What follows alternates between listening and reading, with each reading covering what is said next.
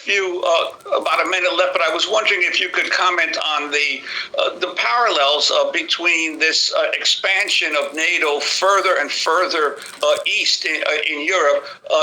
This year marks the 200th anniversary of the Monroe Doctrine, of President Monroe declaring to all the European powers that the Western Hemisphere was off limits to them attempting to move their forces and their militaries into Latin America. And for these past 200 years, Latin America has essentially been the major sphere of influence of the United States. And yet here we are saying that Russia has no right to declare that the countries immediately its borders cannot welcome in NATO troops. Well, yes, a little empathy would go a long way and would have spared us actually a lot of wars. But for Americans, it would be useful to think, suppose Mexico made a military alliance with China. Would the United States say, well, that's Mexico's right, what are we going to do about it? Or might there be actually an invasion in short order or something like that?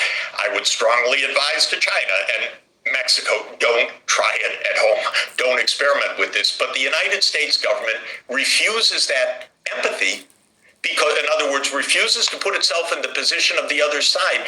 That's the fundamental arrogance of thinking that you determine the rules of the world. The problem with arrogance is not only the comeuppance from it, but you stumble into terrible crises that you don't even understand because the United States has not been allowed, the public has not been allowed to even think from the perspective of the other side. So the analogy is actually a very, very clear analogy. It is what China and Russia and others say all the time is, why have those double standards? Why don't we actually deal with each other with mutual respect, not with the rules that you write? We want to thank you, Jeffrey Sachs, for joining us.